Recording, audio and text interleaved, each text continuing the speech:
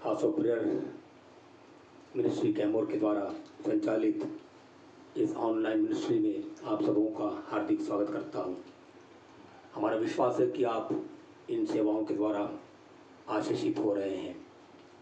हमारा उद्देश्य और हमारी प्रार्थना भी परमपिता परमेश्वर से यही है कि सुनने वाले उद्धार को प्राप्त करें, विश्वासी लोग विश्वास में और आत्मा में दृढ़ हो जाएं और प्रभु के राज के लिए तैयार किए जाएं। और इस उद्देश्य के साथ एक बार फिर से हम इस मिनिस्ट्री में आपके पास तक वचन के माध्यम से पहुंचते हैं। अपने आत्मा को, मन को तैयार करें और जो कुछ प्रभु का आत्मा हमारे जीवन से बातचीत करता है उसको अपने जीवन में उचित स्थान दें और परमेश्वर के वचन का आदर करते हुए हम परमेश्वर के वचनों का पालन करके आशीषित हों। आइए इसके पहले कि हम आज की सेवा में आगे बढ़ें, हम सब प्रार्थना में जाएं। Praise God, hallelujah, thank you Lord. हमारे महान सामर्थ्य जीवित अनुग्रहकारी प्रभु जी, आज हम प्रभु यीशु मसीह के सामर्थ्य नाम में आपके चरणों में धन्यवाद हृदय के साथ आते हैं।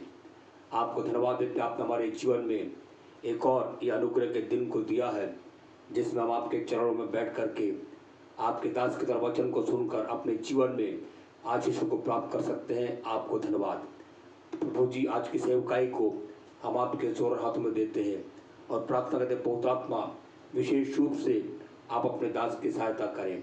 विशेष अभिषेक के साथ आप उन्हें हमारे मध्य में इस्तेमाल करिए। एक एक सुनने वाले अपने जीवन में आशीषों को प्राप्त करें, आपकी महिमा और राज के निमित्त तैयार किए जाएं। पूरे वातावरण को अपने सामर्थ्य हाथों में लीजिए और जितने भाई बहन आज हमारे साथ मिल करके आराधना कर रहे और आपके वचन को सुन रहे प्रभु, एक एक के बीच में आपकी प्रतापी और महिमा में उपस्थिति होने पाए। हर एक को आशीष से भरपूर करिए। सब कुछ हम आपका हाथ में सौंपते हैं। महिमा आदर आपको देते हुए इस प्रार्थना को उद्धारकर्ता यीशु के सामर्थ्य नाम से मांगते हैं, आमीन। इस वक्त हम सब प्रार्थना के साथ बैठे अपने मन को तैयार करें और परमेश्वर के दास पास्टर जॉय के द्वारा हम परमेश्वर के जीवित वचन को सुनने पाएंगे। Pastor Joy.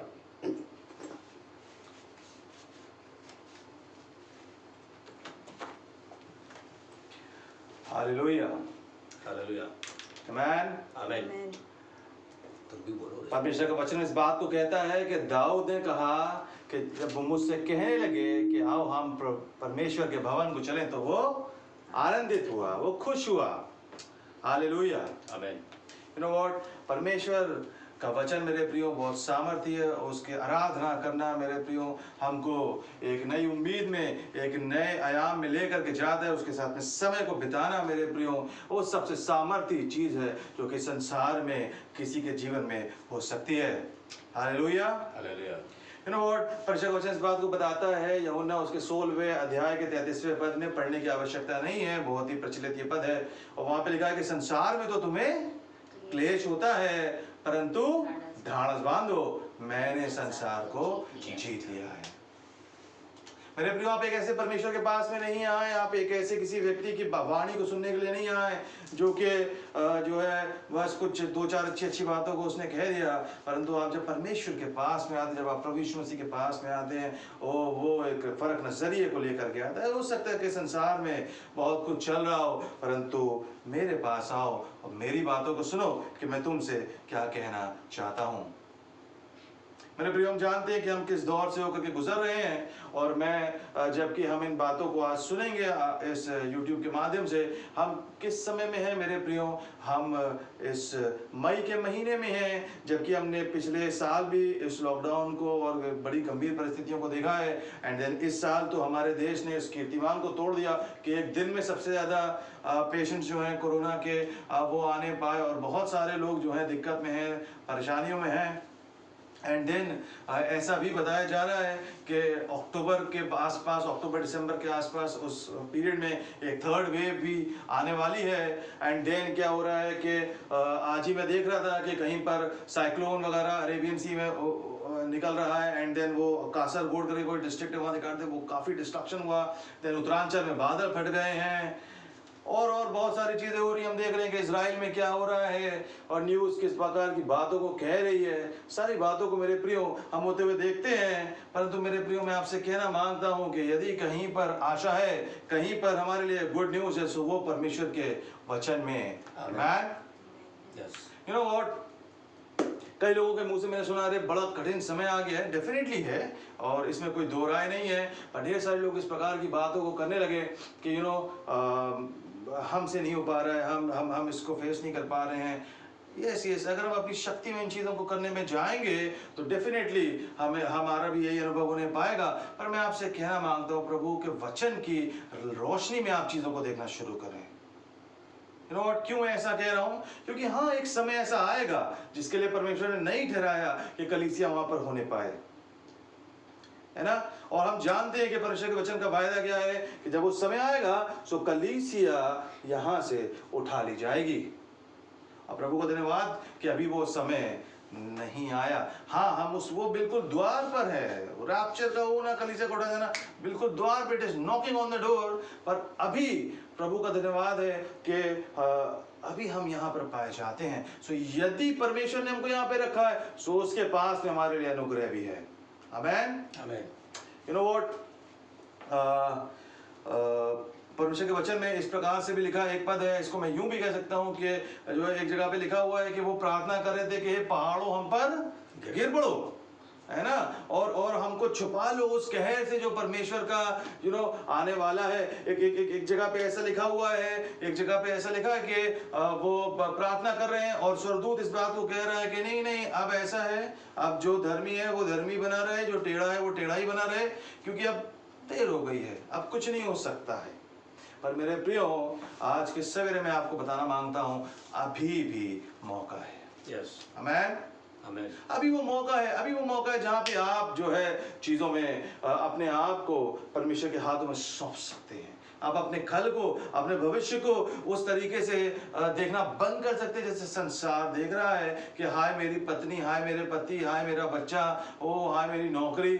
आप इस बात को देख सकते हैं कि परमेश्वर का वचन आपसे क्या कहना मांगता है। यू नो व्हाट, आज हम कुछ बातों को देखेंगे। इससे पहले कि हम मुख्य बात की ओर चलें, हम कुछ प्रोटोकॉल को मैं सेट करना चाहता हूं। इससे पहले कि आप वचन को ग्रहण करें, कुछ प्रोटोकॉल को मैं सेट करना मांगता हूं कि हमको किस नजरिए को रखना है, और उसके बाद में हम इसकी ओर चलेंगे। अभी हमने डिस्कस किया कि the rapture has not happened yet. Yes, there will be a time जिसको परमेश्वर ने सही समझा कि हम यहाँ पे ना हो, तब वो हमको ले जाएगा। परंतु यदि उसने हमको अभी यहाँ पर रखा है मेरे प्रियो, सो उसके पास में हमारे लिए वो सामर्थ्य है, वो अनुग्रह है जो कि वो हमको देता है। और मैं चाहूंगा आप निकालिए यशायाह की पुस्तक, उसका 26वां अध्याय, उसके 3रे पद को हम देखेंगे। जिसका मन तुझ में धीरज धरे हुए है, उसकी तू पूर्ण शांति के साथ रक्षा करता है, क्योंकि वह तुझ पर भरोसा रखता है। जी, बहुत प्रचलित ये पद है। और क्या कह रहा है यहाँ पे परमेश्वर का वचन कि जिसका मन तुझ में धीरज धरे हुए है, उसकी तू पूर्ण शांति के साथ में रक्षा करता है। यू नो, आवश्यकता इस बात की नहीं है कि चारों तरफ क्या चल रहा है हम पूरे टाइम उसको देखते रहें, है ना। एक बहुत एक फर्क होता है, एक चीज को जिसको मैं हमेशा से सिखाना चाहता हूँ, मैं अक्सर करके बोलता भी हूँ। यू नो, ये संसार का जीने का तरीका है मेरे प्रियो। परमेश्वर का वचन और कलीसिया इसलिए खड़ा हुआ है ताकि हम वो तरीका सीखें जिसमें कि हमको जीना है। वी नीड टू अनलर्न, है ना। बहुत कुछ हमने स्कूल में, दोस्ती यारी में, पड़ोस में रहकर के सीख लिया कि ऐसे जिया जाता है। वी नीड टू अनलर्न, हमको उन चीजों को त्यागना है और जो तरीका परमेश्वर के वचन का उस पे जीना शुरू करना है। वहां पे क्या लिखा है? जिसका मन तुझ में धीरज धरे हुए है, उसकी तू पूर्ण शांति के साथ में रक्षा करता है। आवश्यकता किस बात की है मेरे प्रियो कि आप परमेश्वर से अपनी सामर्थ को, अपने भरोसे को, अपनी आशा को ड्रॉ करना सीखें। आप उस ओर नजर लगाएं जिस ओर परमेश्वर है।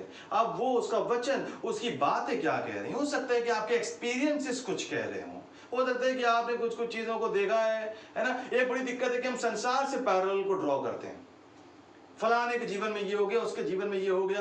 परमेश्वर का वचन किस बात को कह रहा है ना। परमेश्वर जो है उसकी चाल, उसका जो प्लानिंग है वो इस बात पे निर्भर नहीं है कि आपके एक्सपीरियंसेस क्या हैं, या आपकी भावनाएं क्या कह रही हैं, या आपकी बुद्धिमानी क्या बता रही है आपको, या संसार क्या बता रहा है। भविष्य इस बात पर निर्भर करता है कि परमेश्वर के वायदे क्या कहते हैं। आमीन। आमीन। Amen. और परमेश्वर के वायदे कहते हैं कि जिसका मन मुझ में धीरज धरे हुए है उसकी मैं पूर्ण शांति के साथ में रक्षा करता हूं। आपका मन किन बातों में धीरज को रखता है? वो कौन सी बातें हैं जिनमें कि आप धीरज को पाते हैं? बाइबल इस बात की ओर इशारा करती है मेरे प्रियो के तमाम वो बातें जिसपे संसार धीरज को रखता है। अभी तो संसार साइंस पे, टेक्नोलॉजी पे, इस पर उस पर बहुत सारी बातों पे धीरज को रख रहा था कि हमको जो है साइंस बचा लेगी, टेक्नोलॉजी बचा लेगी और जो है हमारी बुद्धिमानी बचा लेगी, सरकारें बचा लेंगी, नेता बचा लेंगे और डॉक्टर्स बचा लेंगे। पर मेरे प्रियो, यू नो व्हाट, ये वो समय है जो कि इस बात को दिखा रहा है कि हमको अपने धीरज को कहाँ पे रखना चाहिए था। और अभी भी देर नहीं हुई है कि हम अपनी चीजों को रीअलाइन करें, रीफोकस करें, सही जगह पे हम ध्यान देना शुरू करें। यहाँ पे लिखा जिसका मन तुझमें धीरज को धरे हुए है। पहली जो कंडीशन है कि आपको शांति और रक्षा मिलने पाए, उसके लिए पहला कदम आपकी ओर से चाहिए कि आप अपने मन को वहां पर लगाएं। आपको पहला कदम उठाना है कि आपको परमेश्वर में उस धीरज को ढूंढना है, उसके वचन में, उसकी उपस्थिति में। उठाएं परमेश्वर के वचन को और आप पढ़ना शुरू करें घंटों के हिसाब से। कहीं नहीं जाने को है आजकल, आप बस परमेश्वर के वचन को बोल बोल के पढ़ना शुरू करें। 2 घंटा, 3 घंटा, 4 घंटा आप पढ़ें। और तब क्या होने पाएगा? आप परमेश्वर की उपस्थिति को अपने बीच में पाएंगे, उसकी आराधना करें। पर मैं आपसे कहना मांगता हूं कि आप परमेश्वर के वचन को बोल बोल के पढ़ने को जो है एक हथियार के तरीके से आप इस्तेमाल करेंगे। उसको बोल करके आप पढ़ें और जब वो पढ़ेंगे, जब वो वातावरण में गूंजेगा, आप शांति को वहां पे अनुभव करने पाएंगे। दूसरी चीज यहाँ पे क्या लिखा हुआ है कि जिसका मन तुझमें धीरज धरे। यू नो व्हाट, वो जो बेचैनी हमको होती है ना, वो जो हौलन हमें होती है जब हम इधर उधर ख्याल की न्यूज को सुनते हैं, मैं ये नहीं कह रहा कि आप मत देखें, पर जो बेचैनी हमको होती है वो इस बात का इंडिकेशन है कि हमारा धीरज जो है वो कहीं से वहां से शिफ्ट हो गया है। और ये एक बार की बात नहीं, एवरीडे आपको वहां पे अपने आप को लेकर के जाने की आवश्यकता है। परमेश्वर वचन इस बात को कहता है कि जितने यहोवा की बाट जोते हैं वे क्या करेंगे? नया बल प्राप्त करेंगे, बल पे बल प्राप्त करेंगे। क्यों ये हो नहीं पाएगा? क्योंकि देयर इज अ टाइम कि हमारा बल खर्चा हो जाता है एंड हमको वापस वहां पे जाने की आवश्यकता है। दैनिक रूप से हमको उसके सम्मुख ठहरने की आवश्यकता है, उसकी बाट को जोने की आवश्यकता है कि वो हमसे क्या कह रहा है, और तब आप बल को प्राप्त करने पाएंगे। और ये वो बात है जो कलीसिया सालों से लोगों को सिखाते आई है कि हमारा बल जो है वो परमेश्वर है। मेरे प्रियो, वो जो सरफेस लेवल क्रिश्चियनिटी ना, उससे हमको बाहर निकल करके आना है और 1-to-1 रिलेशन में परमेश्वर के साथ में आ जाना है। मैं चाहता हूं कि आप एक पद को पढ़ें। यहां पे लिखा है हबक्कुक उसका 3रा अध्याय उसके 17, 18, 19 पद को। हबक्कुक की पुस्तक उसका 3रा अध्याय उसके 17, 18, 19 पद को हम देखेंगे। क्योंकि चाहे अंजीर के वृक्षों में फूल ना लगे और ना दाखलताओं में फल लगे, जलपाई के वृक्ष से केवल धोखा पाया जाए और खेतों में अन्न ना उपजे, भेड़शालाओं में भेड़ बकरियां ना रहें और न थानों में गाय बैल हो, तो भी मैं यहोवा के कारण आनंदित और मगन रहूंगा और अपने उद्धारकर्ता परमेश्वर के द्वारा अति प्रसन्न रहूंगा।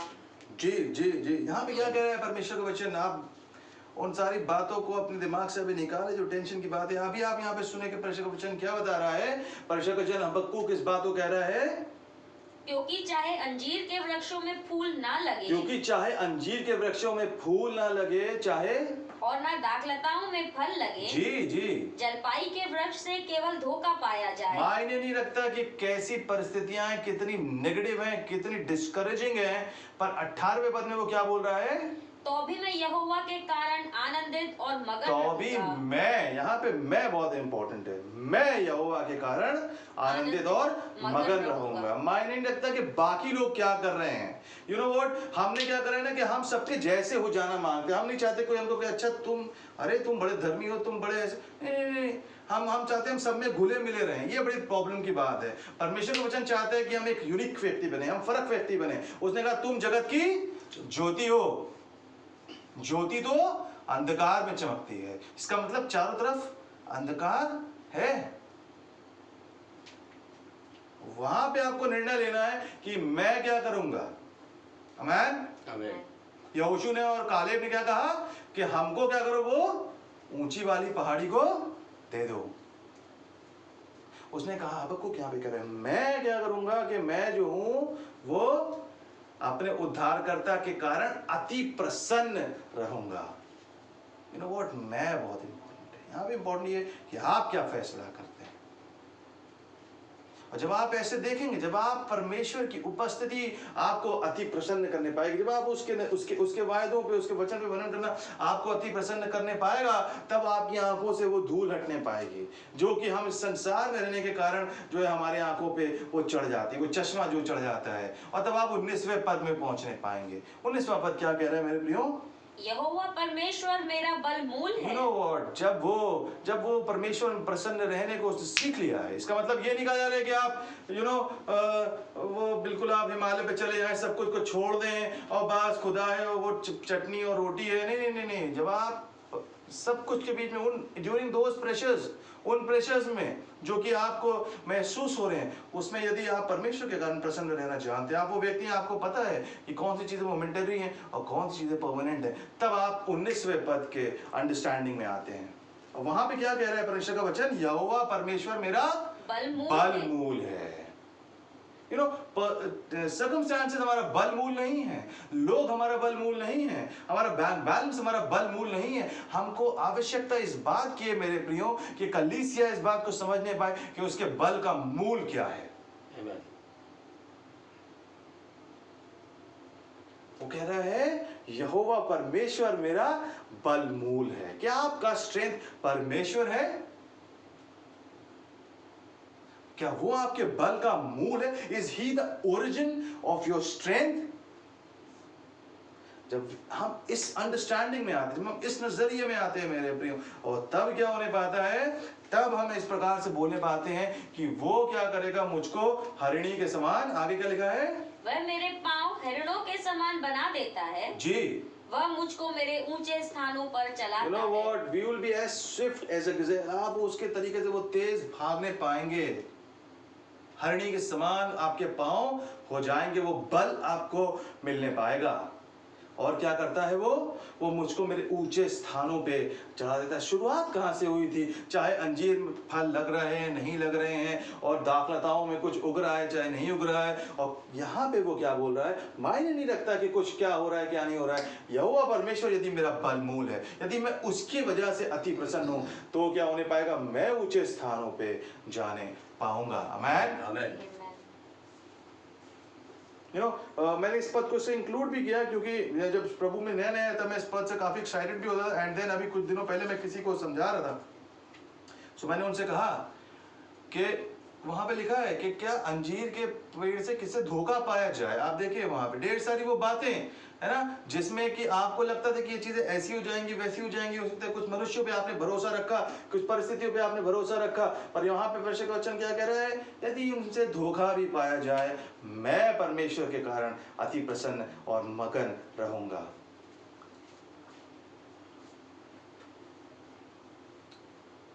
You know, that is the God we serve. हम ऐसे परमेश्वर की आराधना करते हैं। मैं ऐसे परमेश्वर के विषय में जानता हूं, मेरी बाइबल ऐसे परमेश्वर के विषय में बात करती है। क्या आपकी मुलाकात उस परमेश्वर से हुई है? You know what? क्या हुआ कि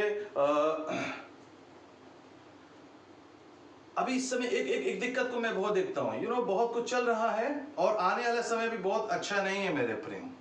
आने वाला समय बहुत प्रॉमिसिंग नहीं है। अब क्या हो रहा है, अब परमेश्वर के आने का जो काउंटडाउन है ना, वो शुरू हो चुका है और बहुत जल्द हम वो तुरी को फूकते हुए सुनने पाएंगे और हम सब वहां पे जाने पाएंगे। पर मेरे प्रियो, यहाँ से वहां तक का जो सफर है मेरे प्रियो, वो आसान नहीं होने वाला। मैं आपको किसी निराश करने का मेरा उद्देश्य नहीं है, पर मैं आपको बताना मांगता हूँ कि परमेश्वर का वचन इस बातों को बताता है कि यू नो व्हाट, अब वो जच्चा की सी पीड़ा है और उसके बाद में वो रूप में हम प्रवेश करेंगे। ये वो समय है। सो क्या होने पाएगा, आगे वही लोग जाने पाएंगे। यदि आप चाहते हैं कि आप इस सफर में आप सही नजरिए को रखने पाए, आप सही तरीके से चलने पाए मेरे प्रियो, यू नो, जैसे क्या होता है ना, वो कई झूलों पे लिखा होता है कि कमजोर दिल वाले इस पे ना बैठे। पढ़ा होगा आपने ना, वो कमजोर दिल वालों के लिए नहीं है। कई वीडियोस भी आते हैं, यू नो, प्लीज अगर आप देख सकते हैं तो आप देखें मेरे प्रियो। ये वो समय है। एंड देन उसमें तो ऑप्शन होता है कि हम ना बैठें, पर यहाँ पे एक ही ऑप्शन है, एक ये ऑप्शन है कि आप परमेश्वर के हाथों में अपनी जिंदगी को सौंप दें। आप वो तरीका सीख लें जो कि परमेश्वर इतने सालों से चाहता आया है कि कलीसिया उस बातों को सीख जाए।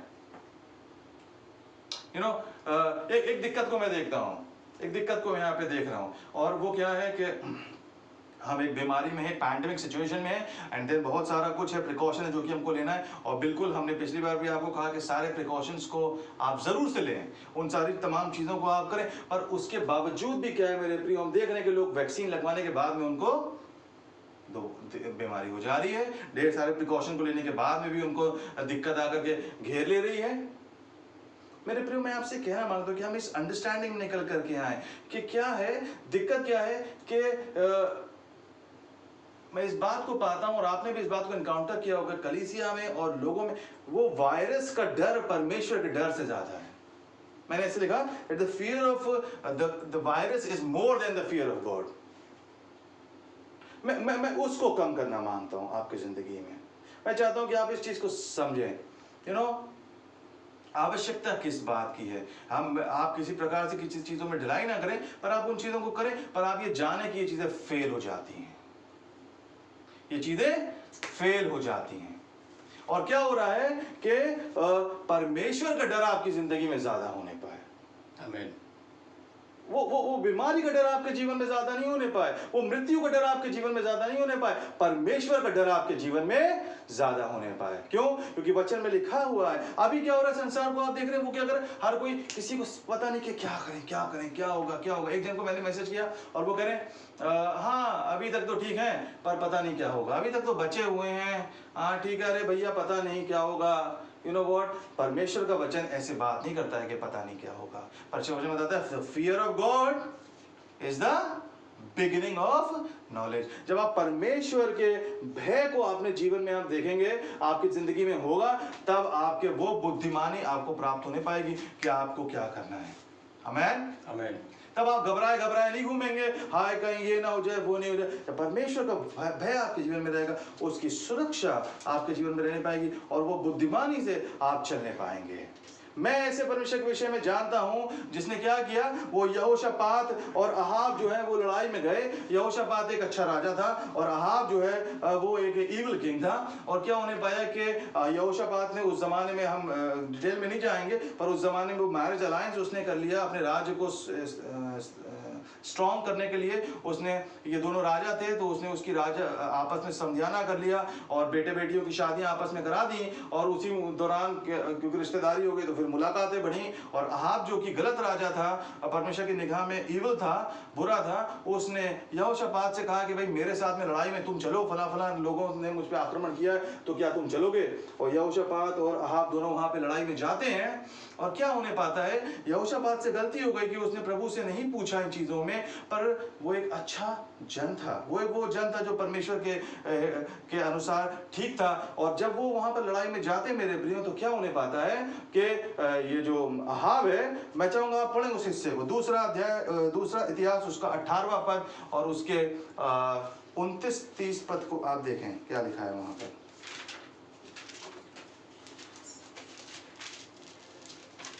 जी, इजराइल के राजा ने यहोशापात से कहा, मैं तो भेष बदल कर युद्ध में जाऊंगा। अब जब ये लड़ाई में जा रहे हैं तो क्या हुआ कि अहाब जो है यहोशापात से कह रहा है मैं तो भेष बदल कर युद्ध में जाऊंगा, जी जी, परंतु तू अपने ही वस्त्र पहने रहे, मतलब राजा वाले वस्त्र पहने रहे। इजराइल के राजा ने भेष बदला जी, और वे दोनों युद्ध में गए। वो दोनों युद्ध में गए। और क्या हो गया, उसके बाद में जो विपक्षी सेना थी उनके सरदार ने कहा था कि भाई ऐसा करना, देखो जो राजा है ना, सिर्फ तुम उसी पर आक्रमण करना। और क्योंकि जो अहाब थे, जो बुरा राजा था, वो तो भेष बदल के किया हुआ था, राजा के कपड़े नहीं पहना था। और यहोशापात साहब जो है वो राजा के कपड़े पहने हुए थे। To cut the long story short, वहां पे क्या होने पाया कि जो बाकी विपक्षी सेना ने आके यहोशापात को घेर लिया और वो उसको मारने पर थे। परंतु जब उन्हें पता चला कि ये राजा नहीं है, राजा तो कोई और है, तब क्या उन्होंने उसको छोड़ दिया। जो बात में यहाँ पर होते हुए पाता हूँ प्रभु मेरे लोगों में, कि हमारा परमेश्वर ऐसा परमेश्वर है, क्योंकि यहोशापात एक अच्छा जन था, परमेश्वर के साथ में चलने वाला जन था। उससे थोड़ी सी गलती भी हो गई कि वो बगैर पूछे वहां पे चला गया, तब भी क्या होने पाया, उसकी हानि नहीं होने पाई। मैन, हो सकता है आप तमाम चीजों को कर रहे हैं, उसमें मान लीजिए कहीं से आपसे चूक हो जाती, क्योंकि इस समय तो हर चीज को देख करके लग रहा है कि जो है ये है, कहीं से भी कुछ भी हो सकता है। सो मैं ये नहीं कह रहा कि आप सावधानी को ना बरतें, पर मैं आपके दिमाग से उस डर को हटाना मांगता हूं कि यदि हमसे कहीं से चूक भी हो जाएगी, खुदा ना खास्ता, परमेश्वर से चूक नहीं होने पाएगी। क्यों? क्योंकि इजराइल का रक्षक ना ऊँगता है ना सोता है। आप ऐसे परमेश्वर के पास में आए हैं मेरे प्रियो, आपके जीवन में परमेश्वर का डर ज्यादा होने पाए। और अहाब के साथ में क्या हो गया? अहाब के साथ में क्या हुआ? वहां पे लिखा हुआ है कि किसी ने अटकल से तीर चला दिया, और अहाब साहब अपनी सारी बुद्धिमानी के साथ में वहां पे गए हुए थे, और वो उनके जो उनका जो प्रोटेक्टिव वो गियर पहन के गए थे, जो लड़ाई से बचने के सामान पहन के गए थे, उसके बीच में कहीं पे छोटी सी जगह थी, उसमें वो तीर आकर के उनको लग गया। यू नो व्हाट, ये जो अटकल से जो तीर चलते हैं ना, अटकल जो है ना, अटकल आकर के कभी कभी लोगों के जीवन में आके फंस जाती है। ये मसीह जीवन का हिस्सा नहीं है मेरे प्रियो। वो जो संसार में, वो क्या लिखा है वचन में, कि वो जो तीर दिन दोपहरी में उजाड़ता है ना, आपका हिस्सा ये नहीं होने पाएगा। वो अटकल वाली चीजें आपके जीवन में नहीं आने पाएंगी। और ये अंडरस्टैंडिंग कब आती है? जब हम परमेश्वर के वायदों को अपने जीवन में लेकर के चलते हैं। वो अटकल वाली बातें आपको एकदम से आकर के घेर नहीं लेंगी। हो सकता है कि कुछ चीजों को आपने जीवन में अनुभव किया हो, कोई दिक्कतें हो, परंतु परमेश्वर को उसमें से आपको निकालना आता है। पर मैं आपसे कहना मांगता हूँ, वचन में इस बात को पता, वो अटकल वाली चीजें आपके जीवन में एकदम से नहीं आ जाएंगी। परमेश्वर यदि चाहता है कि आप आगे जाएं, तो वो आपको आगे लेकर के जाएगा। बनस्पत इसके कि आपसे यहोशापात के समान कुछ गलती अगर खुदा ना खास्ता हो भी गई है, परंतु अगर आप परमेश्वर के साथ में से चल रहे हैं, वो आपको आगे लेकर के जाएगा। एंड आई नो सच, मैं ऐसे परमेश्वर को जानता हूं। For the fear of the Lord is the beginning of knowledge. बल्कि इसको मैं ये देखता हूं कि beginning of knowledge, you know, संसार तो परमेश्वर से बिल्कुल भी नहीं डरता। वो तो कहता है कहाँ है परमेश्वर? वचन में लिखा है कि मूर्ख ने अपने मन में कहा कि कोई परमेश्वर है ही नहीं। जो संसार की जो बुद्धिमानी है, वो उसके ऊपर से परमेश्वर की बुद्धिमानी वहां पे शुरू होती है। बिगिनिंग ऑफ नॉलेज, जब आप परमेश्वर के भय में आते हैं, तब तो नॉलेज को प्राप्त करने की शुरुआत वहां पर होने पाती है। इसलिए परमेश्वर का वचन इस प्रकार को बात को कहता है कि संसार का जो वो ज्ञान है, वो परमेश्वर के सम्मुख क्या है? फुलिशनेस है। मैं आपको उत्साहित करना मांगता हूं कि आप इस बात को समझे। यदि आप वो जन हैं जो कि आपका मन परमेश्वर में धीरज को धरे हुए, यदि आप वो जन हैं जो कि जानते हैं कि परमेश्वर कौन है, वो मेरे बल का मूल है, तब आप इस सफर को बेतरीदी से तय करने पाएंगे। मैं आवश्यकता इस बात की मेरे प्रियो कि हम इस बात को समझने पाएं कि अभी समय की मांग क्या है। समय की मांग ये मेरे प्रियो कि आप परमेश्वर के साथ में एक अच्छे रिश्ते में आ जाएं और उसको अलाउ करें। मैं जानता हूं कि दिक्कतें हैं, चीजें कठिन हैं, है ना। अभी दिक्कत ज्यादा इसलिए हो रही है क्योंकि ढेर सारे लोगों को ऐसे जीने की आदत नहीं है। ढेर सारे लोगों को ऐसे जीने की आदत नहीं है। उनको आदत इस बात में कि हम अपने हाथों से विजयी होने पाएंगे, हम काम करेंगे, काम करने बाद नहीं जा पा रहे हैं, है ना। परिस्थिति में परिवर्तन आप लेकर के नहीं आ पा रहे हैं। अब तो बस आपको बैठना है और इंतजार करना है कि कुछ हो जाए, है ना। कलीसिया बता रही प्रार्थना करो ना, वो तो हमारी तबीयत कभी रही नहीं है। हमने तो कभी वचन पढ़ लिया या कभी कभी कलीसिया आ जाते थे। यू नो व्हाट, ये वो समय है जबकि परमेश्वर इस बात को बता रहा है कि क्या चीजें इंपॉर्टेंट है। यूं भी हो सकता था कि एकदम से परमेश्वर आ जाते और हम शायद उन 5 कुमारियों के समान होते जिन्होंने सोचा था कि नहीं भाई ठीक है, अभी तो बहुत टाइम है और हम तेल ले लेंगे और चीजों को कर लेंगे। पर मेरे प्रियो, प्रभु ने एक वेकअप कॉल दिया। पिछली बार हमने सुना प्रभु के दास से कि टाइम टू वेक अप। परमेश्वर एक ऐसा हमको हिलाने वाला समय दिया कि हम इन बातों को समझें कि हमें क्या करने की आवश्यकता है। और ये जब वेकअप कॉल आया है मेरे प्रियो, तमाम वो चीजें जिस पे संसार जो है घमंड करता था, वो सब औंधे मुंह गिर पड़ी हैं। मैं चाहता हूं आप एक पद को निकालें। यह भजन संहिता उसका 18वां अध्याय उसके 15वें पद को आप देखें। Psalm 18:15 जी। तब जल के नाले देख पड़े और जगत की नींव प्रकट हुई। जी। यह तो हे यहोवा तेरी डांट से और तेरे नतनों की सांस की झोंक से हुआ। You know what? क्या लिखा है यहाँ पे? तब जगत के जल के नाले देख जल के नाले देख पड़े और क्या प्रकट हुआ? जगत की नींव प्रकट जगत की हुई। नींव प्रकट हुई। मेरे प्रियो, परमेश्वर का वचन इतना सच्चा है। वहां पे लिखा हुआ है जब परमेश्वर की डांट से, ये वह भी उसका क्रोध जो है ना मेरे प्रियो, जैसे जैसे वो नजर आता है, ये जो कुछ परिस्थितियां हैं है ना, ये क्या कर रही हैं? ये सिर्फ जो ऊपर हो रहा है वो तो दिखाई दे रहा है आपको, परंतु जगत की नींव को प्रकट कर रही है। उसका ये सब the foundations of the earth अभी हमें दिखाई पड़ रहा। अब हमको पता चल रहा है किस चीज पे चीजें टिकी हुई हैं। वो कौन सी चीजें हैं जो कि फाउंडेशन है, जो कि चीजों को होल्ड करती है, और वो परमेश्वर है। अभी लोगों की से कुछ करते बन नहीं पा रहा है। वो जो पैसा था उनका, वो जो कॉन्टैक्ट्स थे उनके, वो जो बुद्धिमानी थी, उससे वो एक ऑक्सीजन का सिलेंडर नहीं मिल पा रहा है, एक बेड नहीं मिल पा रहा है। हमारी संवेदना है उनके साथ में। पर मैं आपको बता रहा हूं मेरे प्रियो कि ये समय किस बात को उजागर कर रहा है? The foundations of the earth, उसको उजागर कर रहा है। किस पर चीजें टिकी हुई हैं। और चुनाव आपका है कि क्या आप उसके गुस्से को अपने जीवन में ये बताने का मौका देते हैं, या उसकी मोहब्बत के द्वारा आप इस चीज को सीख जाते हैं। यहां तो इस पद में फाउंडेशंस ऑफ द अर्थ किसने रिवील किया? खुदा के गुस्से ने रिवील किया। पर मेरे प्रियो, ये परमेश्वर का वचन इसी बात के लिए, कलीसिया इसी बात के लिए जो है लोग जगह जगह गांव जा करके परमेश्वर के वचन की मनादी करें, ताकि हम इस बात को जानने पाए कि इस फाउंडेशंस ऑफ द अर्थ किस पे टिका हुआ है, संसार टिका किसके ऊपर में हुआ है, वो कौन सी चीज है जो कि चीजों को होल्ड करती है, और वो परमेश्वर है। जरूरत इस बात की है कि समय रहते आप उसकी मोहब्बत में ही ये जान जाएं कि फाउंडेशंस क्या हैं, वो नींव क्या है ना। उसके गुस्से को आप ये मौका ना दें कि वो आपको बताए मेरे प्रियो, तब बहुत देर हो जाएगी। इस समय क्या कर रहा है? इस समय इस बात को दिखा रहा है कि क्या चीज सबसे इंपॉर्टेंट है। आप इस बात को समझ नहीं पाए। दिक्कत क्या है? दिक्कत इसलिए हो रही है क्योंकि हमने कभी इस चीज़ों को ऐसे लिया नहीं। हमें तो और चीज़ें इंपॉर्टेंट लगी और हम उन चीज़ों में मेहनत करते रहे, उन चीज़ों में समय लगाते रहे। अभी कल वचन पढ़ने के बाद समय नहीं है। ढेर सारे लोग रोज वचन ही नहीं पढ़ते हैं। नेटफ्लिक्स और सोशल मीडिया उन सब में लगे हुए हैं। आज समय मिल गया, अच्छी बात है, हम सेफ है, अच्छी बात है, पर हम घर में क्या कर रहे हैं? हमको वचन पढ़ने का समय नहीं है। मेरे प्रियो, ये समय दिखा रहा है कि फाउंडेशन क्या है। और परमेश्वर चाहता है कि आप इस तरीके से जीने को सीखें। Yes, there is a problem, salaries नहीं आ रही हैं, ईएमआईज का प्रेशर है, और चीज़ों का प्रेशर है, फाइनेंशियल प्रेशर है, स्कूल की फीस, ये वो बात। अब क्या करें?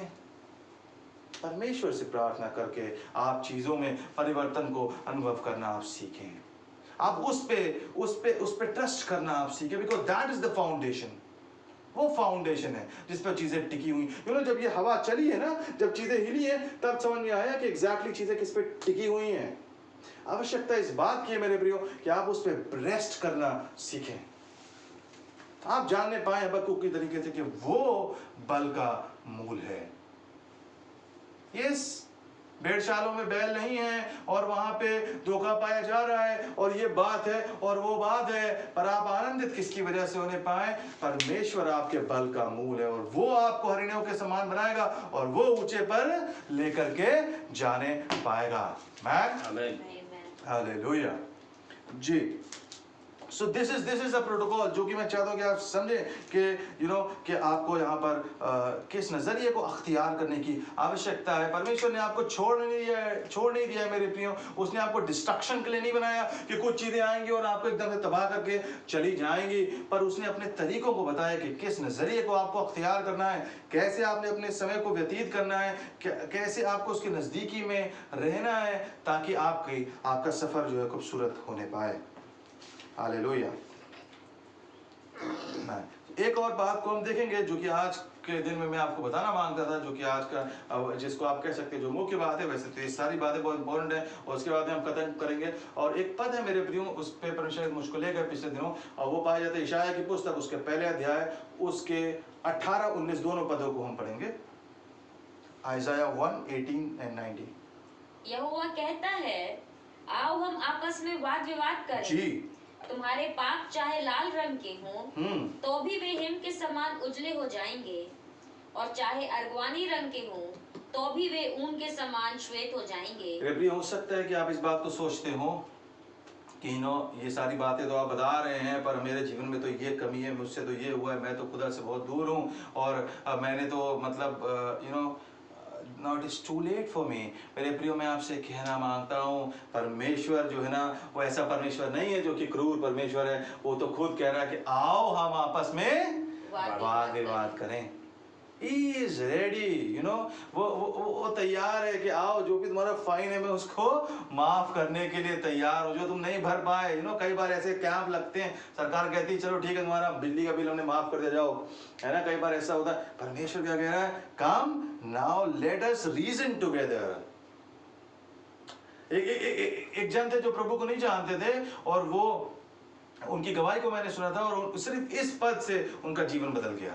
उन्होंने कहा, अच्छा, बाइबल का परमेश्वर कह रहा है कि आओ मुझसे वाद विवाद करो। जिस परमेश्वर को मैं जानता हूं, वो तो बस उसने तो आज्ञा निकाल दी और बस ये हो जाएगा और वो हो जाएगा। मेरे प्रियो, आवश्यकता इस बात की है कि आप उस परमेश्वर को जानने पाए, वो जो कह रहा है कि हे आदम तू कहाँ है। वो मोहब्बत से भरा हुआ परमेश्वर है, और वो कह रहा है कि come now let us reason together. आओ हम आपस में वाद विवाद करें, चाहे तुमसे कुछ भी क्यों ना हुआ हो, मैं क्षमा करने के लिए तैयार हूँ। हो सकता है कि आप आज के दिन में वो व्यक्ति हो जो किसी एडिक्शन से होकर के गुजर रहे हैं। आपको लगता है कि ये बंधन टूटने नहीं पाएगा, इन चीज़ों को मैं छोड़ने नहीं पाऊंगा। मेरे प्रियो, मैं आपसे कहना मांगता हूँ कि जब 2000 साल पहले उसने क्रूस पर उन कीलों को उसको लटकाया गया, मेरे प्रियो, तभी वो प्रभु यीशु मसीह ने उन चीज़ों को हरा दिया जो कि आपके जीवन को बांध कर रखने की कोशिश करती, और उसमें हो करके आपने उन चीज़ों को हरा दिया था। आमीन। आवश्यकता इस बात की है कि आप अपनी आइडेंटिटी को पहचाने। कोई चीज ऐसी नहीं है मेरे प्रियो जिसको कि कोई परमेश्वर से आपको दूर रख सकती है। हर एक बंधन को परमेश्वर तोड़ सकता है। आवश्यकता इस बात की कि आप उसके निकट आए। अगर आप इन विषय में और चीजों को जानना मांगते हैं, आप हमसे संपर्क कर सकते हैं। सो वो कह रहा है 18वें पद में कि मैं चाहे तुम्हारे पाप कैसे भी क्यों ना वो क्षमा हो जाएंगे। 19वें पद को हम देखेंगे। जी। यदि तुम आज्ञाकारी होकर मेरी मानो तो इस देश के उत्तम उत्तम पदार्थ खाओगे, और यदि तुम ना मानो और बलवा करो तो तलवार से मारे जाओगे। यहोवा का यही वचन है। जी जी जी, यहाँ पे लिखा हुआ है कि यदि तुम आज्ञाकारी होकर के मेरी मानो। अंग्रेजी, और उसके बाद में खूबसूरत बातों को वहां पे लिखा है कि तुम उत्तम उत्तम पदार्थों को खाओगे और नहीं करोगे तो ऐसा ऐसा नुकसान होने पाएगा। पर मैं जब इसको पढ़ रहा था मेरे प्रियो, तो यहाँ पे लिखा है कि हिंदी में तो इस प्रकार से लिखा है, यदि तुम आज्ञाकारी हो। ठीक है, and this is what we need. हमें आज्ञाकारिता की आवश्यकता है यदि हम चाहते हैं कि हमारी गाड़ी आगे बढ़ने पाए मेरे प्रियो। पर यहाँ पे उससे पहले एक चीज अंग्रेजी में उसको और क्लियरली लिखा हुआ है, if you are willing and obedient. Willing and obedient. Willing का मतलब क्या है? यदि तुम इच्छुक हो, तुम्हारे मन में इच्छा है, तुम ये चाहते हो। यू नो व्हाट, क्यों यहाँ पे पहले विलिंग आया? क्योंकि इससे पहले कि आप आज्ञाकारी हो, पहले मेरे प्रियो आपके अंदर वो इच्छा होनी चाहिए। You should be willing to be obedient. सपने देखना अच्छी बात है, विश्वास करना अच्छी बात है। हाँ प्रभु, वो प्रभु कर देंगे, ऐसा हो जाएगा, वो ऐसा हो जाएगा।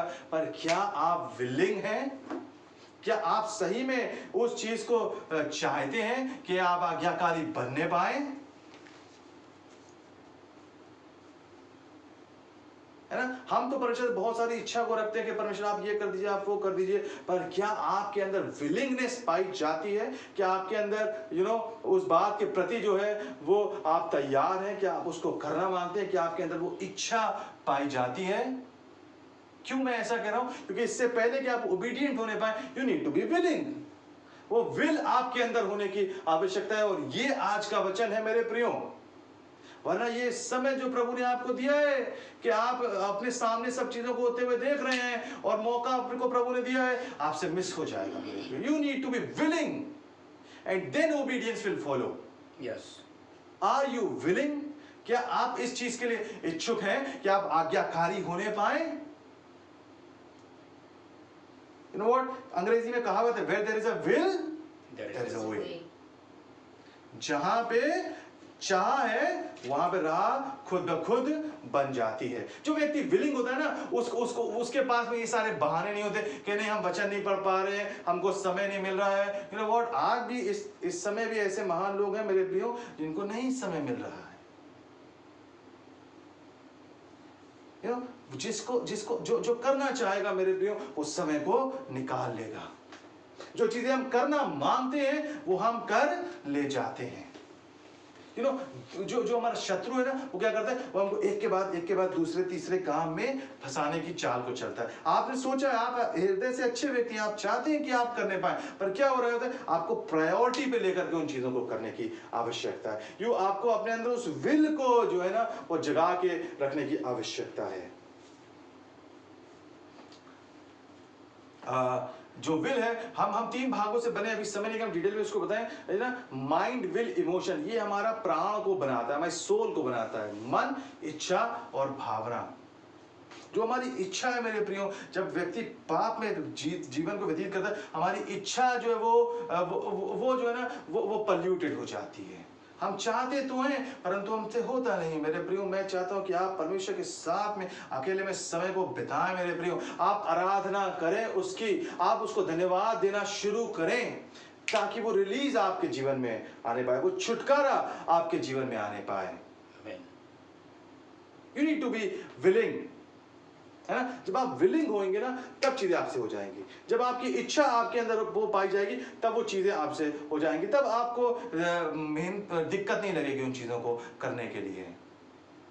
और जानते क्यों चीजें आगे नहीं बढ़ रही होती, क्यों हम सालों से एक ही स्तर पर होते हैं? क्योंकि वो विलिंगनेस हमारे जीवन में नहीं पाई जाती, वो इच्छा हमारे जीवन में नहीं पाई जाती। वचन में लिखा है कि वो बोने वाले को क्या करता है? बीज देता है। जो बोएगा, जब तक वो आपके अंदर इच्छा को नहीं देखेगा तब तक के वो चीजें आपसे महरूम रहेंगी, तब तक के वो अगला स्तर जो है ना वो आपसे महरूम रहेगा। वो बोने वाले को बीज देता है। क्या आप बस इतना चाहते कि नहीं सब कुछ अच्छा चलता रहे और हमारे स्तर में परिवर्तन नहीं आए? हम नहीं प्रभु के साथ नजदीक नहीं जाना मांगते, हम बस वो वाला जीवन जाए, सब अच्छा चलता रहे, बस सब बढ़िया है, बहुत बढ़िया हो रहा है। यू नो व्हाट, ऐसी चीजें बहुत दूर तक के नहीं जाती मेरे प्रियो। इच्छा का आपके अंदर होना आवश्यक है। यू नो व्हाट, समस्या ये नहीं है, मैं जब मनन करता मैंने इस चीज को, समस्या ये नहीं है कि आपके पास टाइम नहीं है ये या प्रार्थना करने का, वचन पढ़ने का। यू नो व्हाट, समस्या इस बारे में है कि आपके अंदर इच्छा नहीं पाई जाती। हम इच्छा को जनरेट नहीं करते। जो हम करना मांगते वो हम कर लेते हैं। यदि हमें किसी से मिलने जाना है तो हम मिल लेंगे, हमको किसी को फोन करना है तो हम कर लेंगे, हमें कुछ पकाने का मन करे तो हम पका लेंगे। लेकिन अगर हम when it comes to reading the word of God, when it comes to spending time with God, तब क्या होने पाता है? तब वो चीजें हमसे बन नहीं पड़ती। और जानते क्या होता है मेरे प्रियो, मैं आपको चाहता हूँ कुछ पदों को हम देखेंगे, उसके बाद हम खत्म करेंगे। नीति वचन उसका 16 उसका 26वां पद को मैं चाहता हूँ कि आप देखें। If you are willing, you will be obedient. आप लिख लें, अगर आप इच्छुक होंगे तो आप आज्ञाकारी हो जाएंगे। परिश्रमी की लालसा उसके लिए परिश्रम करती है, उसकी भूख उसको उभारती रहती है। परिश्रमी की लालसा उसके लिए परिश्रम करती है। जब आप रात को सोए, आपने दिन को प्लान करके सोए, नहीं मैं सवेरे मुझको ये करना है और पहला काम ये होने पाएगा और शाम को भी मैं समय निकाल करके ये करूंगा। वो कहता है कि सुबह और शाम और तुझको मेरी आवाज सुनाई पड़ेगी, है ना। वो लालसा हमारे लिए परिश्रम को करेगी मेरे प्रियो। यू नो व्हाट, प्यार तो हम परमेश्वर से बहुत करते हैं। मेरे पास्टर इस बात को हमेशा कहते थे कि प्यार तो परमेश्वर भी हमसे बहुत करता था, पर क्या होने पाया? यीशु मसीह को संसार में आना पड़ा, उसको अपने आप को वो क्रूस पे लेके जाना पढ़ा। मेरे प्रियो, कुछ चीज़ें हमें करने की आवश्यकता है। वो प्रेम तो हम बहुत करते हैं, पर वो विलिंगनेस हमारे जीवनों से अक्सर महरूम होती है। क्या कह रहा है कि परिश्रम हमको करने की आवश्यकता है, आपको उस एरिया में मेहनत करने की आवश्यकता है। हमारा उद्देश्य सिर्फ ये नहीं कि हम किसी तरीके से लटक के स्वर्ग पहुंच जाएं। हमको वहां पे हमको कुछ करना है, कुछ चीज़ों को हमको यहाँ पे कर लेना है मेरे प्रियो। और यदि जो ढीला ढाला जीवन है मेरे प्रियो, उसमें आप देख सकते हैं कि दिक्कतों को हम दावत देते हैं। एक चीज़ को बस इम्पोर्टेंट बता करके इसी में मैं खत्म करूँगा। क्या हो रहा होता है कि जब हम एक ही स्तर पे काफ़ी समय से रह रहे होते हैं, तो हमने कई बार आपको बताया है कि यदि आप आत्मिक जीवन में उन्नति नहीं कर रहे हैं, तो क्या हो रहा है, इसका मतलब आप पीछे आ रहे हैं, आप एक जगह पे नहीं होते। या तो वो सिर्फ ऐसा है कि या तो आप आगे जाएंगे, आप पीछे आएंगे, और आगे जाने के लिए आपको चेष्टा करने की आवश्यकता है। पर जब हम आगे नहीं जा रहे होते तो क्या हो रहा होता है, जब हम आगे नहीं बढ़ रहे होते तब वो बेचैनी हमारे जीवन में उत्पन्न हो रही होती है, वो एक इरिटेशन हमारे जीवन में उत्पन्न हो रहा होता है, एक फ्रस्ट्रेशन हमारे जीवन में निकल करके आ रहा होता है। और वो क्योंकि परमेश्वर जो है ना, वो ताजगी को जीवन में लेकर के आता है। संसार की कोई बात आपको उस ताजगी को नहीं दे सकती। संसार की जो बातें ना मेरे प्रियो, वो आज है और कल चली जाती हैं। जब आप एवरीडे प्रभु के साथ में समय बिताते, वो नई नई बातें आपके जीवन में डालता रहता है। वो आपको समय हर पल पे वो गाइड करता रहता है। जब आप चेष्टा करते हैं वो आज्ञाकारी बनने की, तब क्या होता है, वो नयापन आपके जीवन में आता रहता है। पर जब नहीं होता है, मैं आपको ये बताना मांग रहा हूँ, जब हम वो नहीं कर रहे होते हैं, तब क्या हो रहा होता है, हमारे जीवन में एक इरिटेशन रहता है, एक वो खालीपन रहता है, और हम उसको 50 चीज़ों से भरने की कोशिश करते रहते हैं। नहीं, चलो थोड़ा ये देख लेते हैं। आजकल तो फ़ोन है पूरे टाइम। किसी ने अभी डाला कि जिस समय लॉकडाउन खुलेगा तो उस समय सबसे ज़्यादा भीड़ जो है वो ऑप्टिशियन की दुकान पर लगेगी, क्योंकि सबकी आंखें हो गई कमज़ोर। क्योंकि पूरे टाइम हम क्या कर रहे हैं, हम बस फोन में लगे हुए हैं, फोन में लगे हुए हैं। नहीं तो हम क्या कर रहे हैं कि हाँ बहन बताइए आपके घर में अरे क्या हुआ है, फलाने के यहाँ क्या हुआ, इसके यहाँ गॉसिप में हम लगे हुए हैं। हम चाहते हैं सारी चीजें हमको पता रहे। उन्नति उससे कुछ नहीं है। हम बजाना मांगते हैं, हाँ बहन तुम बताओ, आओ चलो बातें बातें खेलते हैं, हाँ पता चले और भाई इनके जीवन में क्या हो रहा है, वहां पे क्या हो रहा है। मेरे प्रियो, जो व्यक्ति प्रभु में उन्नति करना मांगता है, उसके जीवन में इन सब चीजों के लिए टाइम नहीं होता है, क्योंकि वो खालीपन हमारे जीवन में होता है, क्योंकि हम वो नहीं कर रहे हैं जो हमें करना चाहिए। इस वजह से हमारे पास फालतू की चीजों के लिए बहुत समय होता है।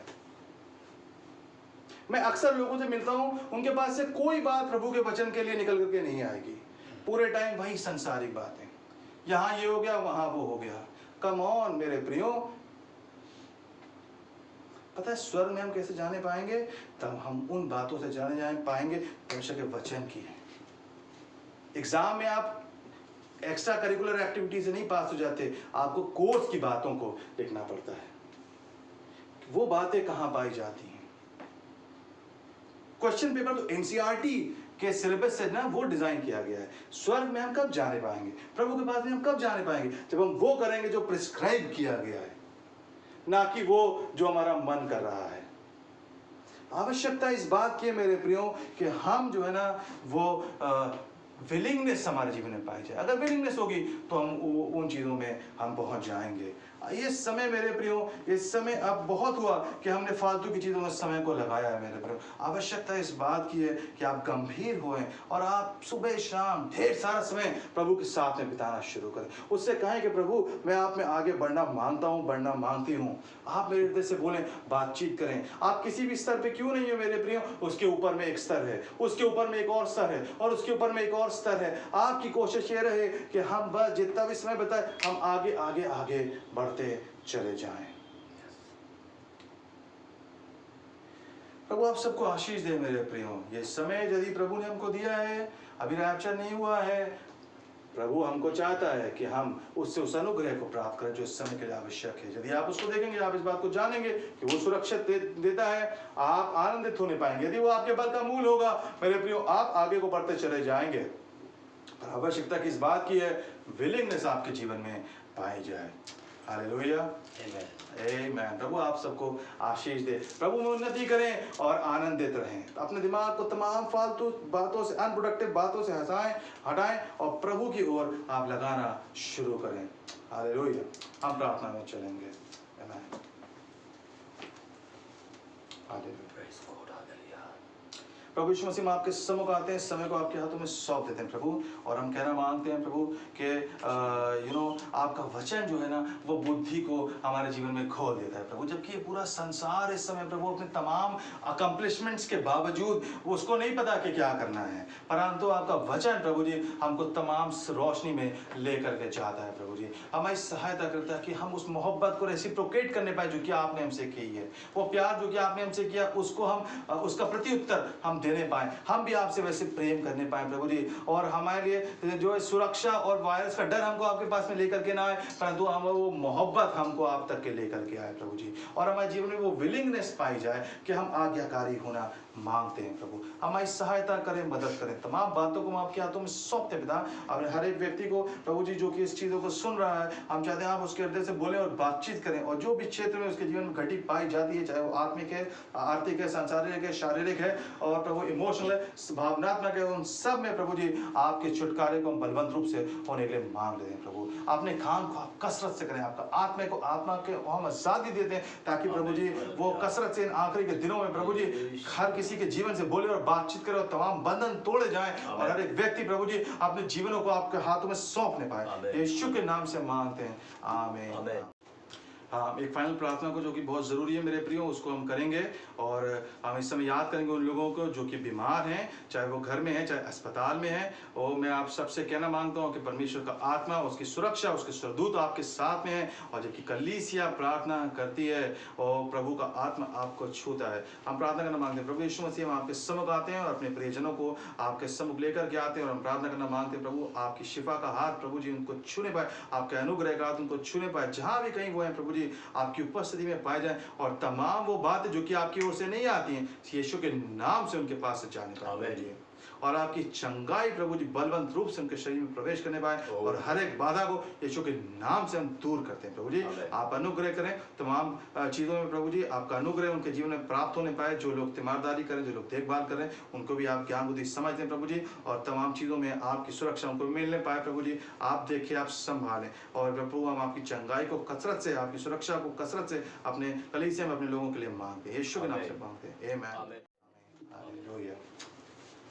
अब हमारे त्राणकर्ता उद्धारकर्ता यीशु मसीह का अनुग्रह, परमेश्वर पिता का प्रेम और पवित्र आत्मा की संगति और सहभागिता हम सबों के साथ, विश्व के तमाम विश्वासियों के साथ अब से लेकर यीशु मसीह की आगमन तक होती रहे, और सारे प्रभु के लोग कहें आमीन।